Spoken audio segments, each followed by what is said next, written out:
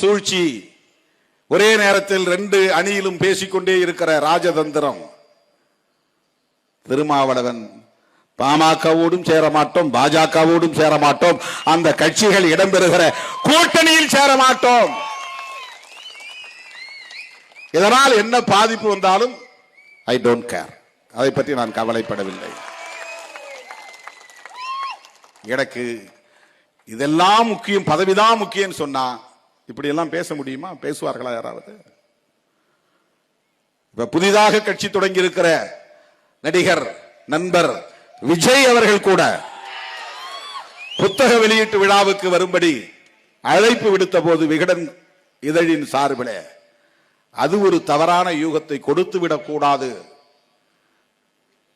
நாம் இருக்கிற அணியில் தொடர வேண்டும், அப்படி ஒரு குழப்பத்தை ஏற்படுத்திவிடக் கூடாது, அதன் மூலம் நாம் இருக்கிற அணி பலவீனப்பட்டால் பாரதிய ஜனதாவுக்கு சாதகமாக அரசியல் சூழல் மாறிவிடும் என்பதையெல்லாம் யூகித்து அந்த விழாவையே புறக்கணித்தவன் திருமாவளவன். அவரு கூட சொன்னார், அண்ணன் நம்மகிட்ட வரல, ஆனாலும் அவர் மனசு நம்மோட இருக்கும்.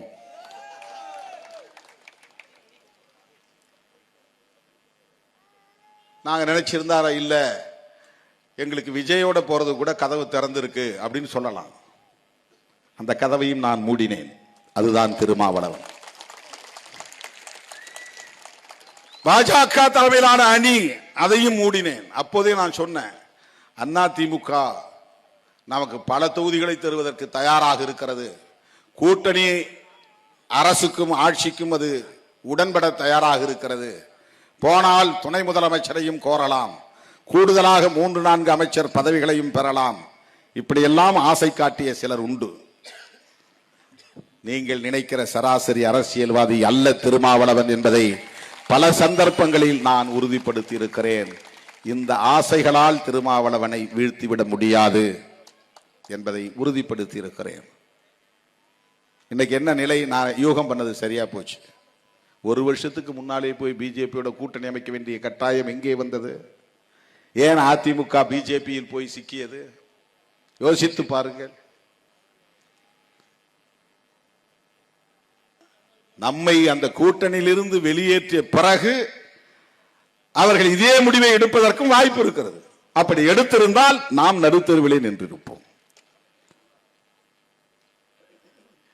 நீங்கள் புரிந்து கொள்ள வேண்டும் என்பதற்காக சொல்லுகிறேன், என்னுடைய சாதுரியத்தை சொல்லுவதற்காக நான் சொல்லவில்லை.